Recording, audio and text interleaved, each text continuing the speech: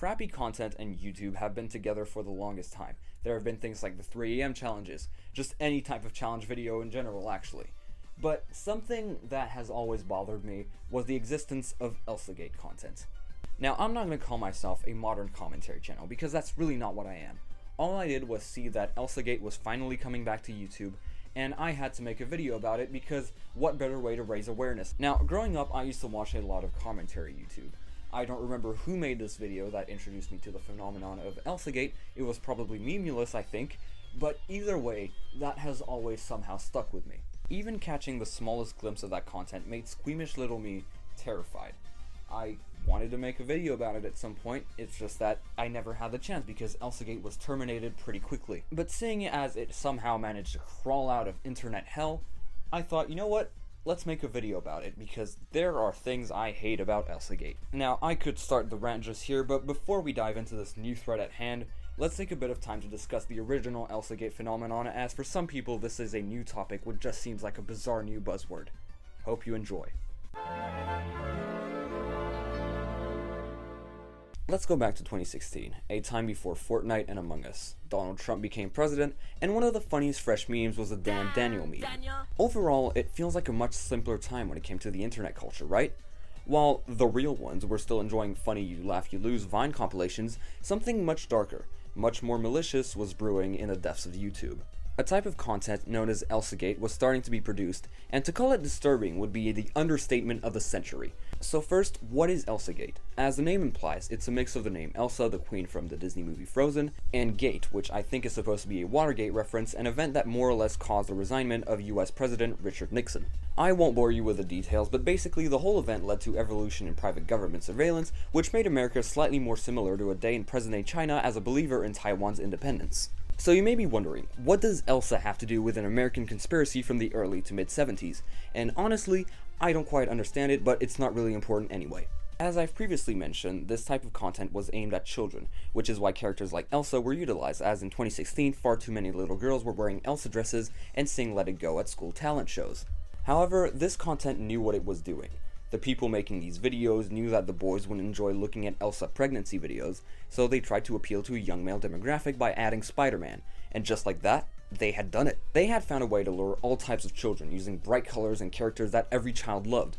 Keep in mind that Elsagate videos weren't bound to Elsa and Spider-Man. All kinds of family-friendly characters would show up, characters like Mickey and Minnie Mouse, Harley Quinn and the Joker, Tom and Jerry, Venom. All in all, it was a surefire way to get the attention from all supervised children, and for some time this type of content was thriving.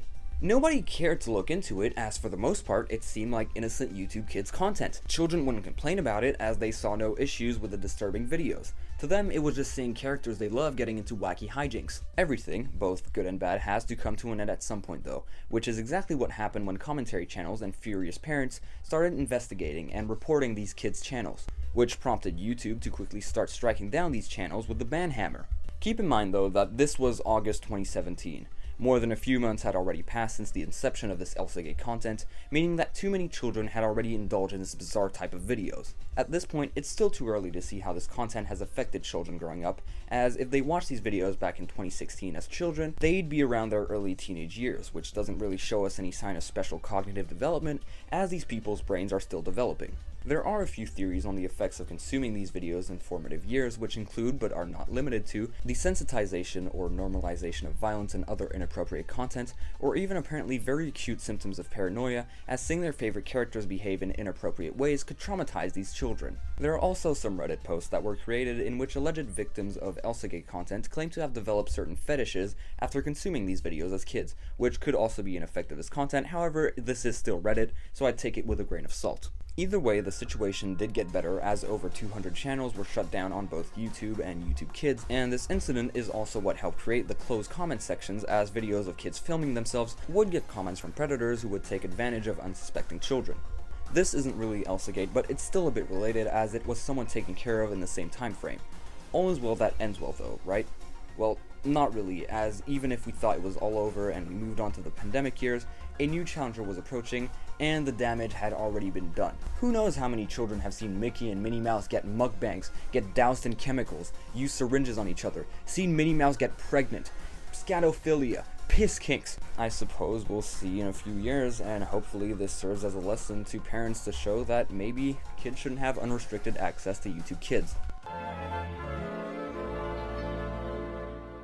It's now 2022.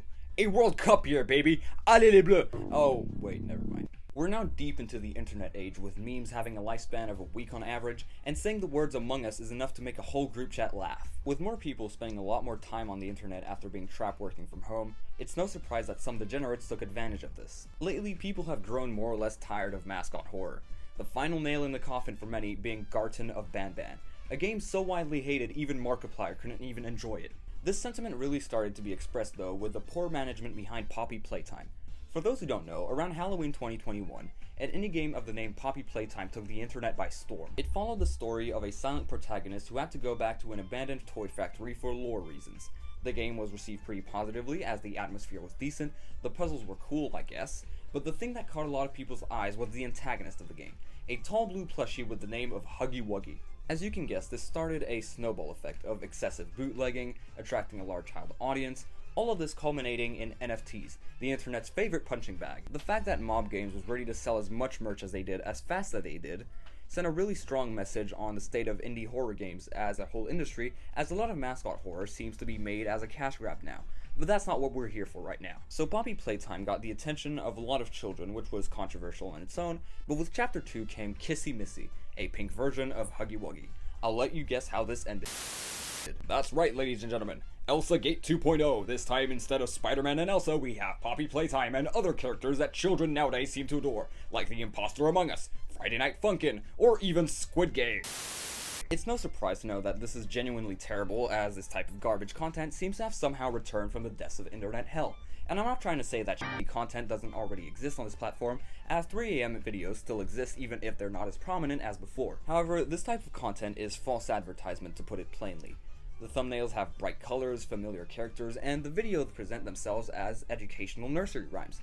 Kids click on them thinking it's just some normal Cocomelon type video, and are scarred for life. Parents can also easily fall for it because what reason would they have to doubt what YouTube Kids is hosting on their platform?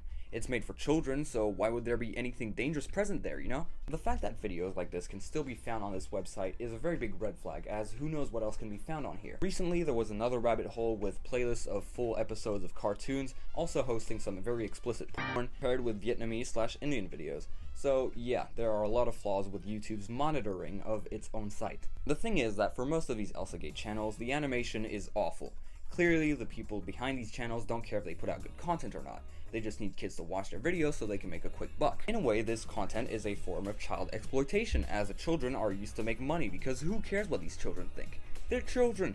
They're innocent, so they can't do anything about it. Which raises one important question. Why is this content so absurd? Is it just for clickbait value? Because I'm sure that children don't need much to be interested in a video.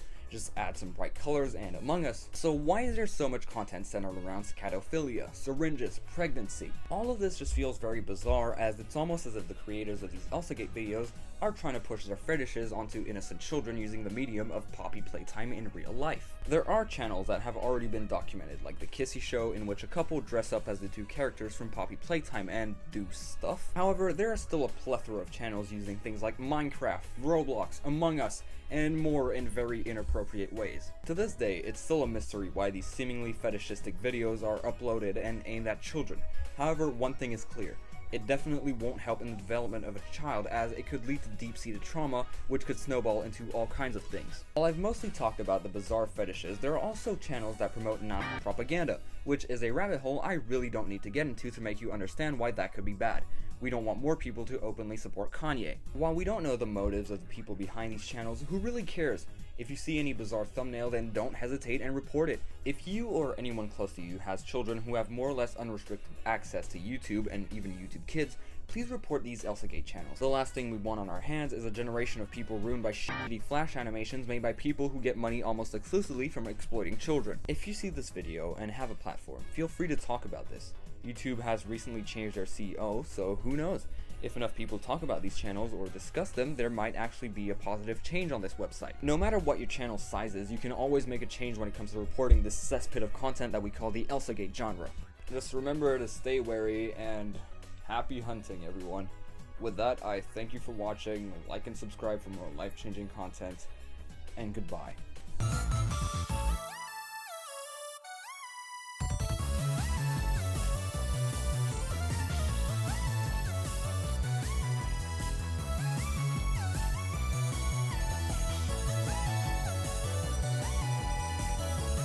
This place will not be remembered, and the memory of everything that started this can finally begin to fade away, as the agony of every tragedy should.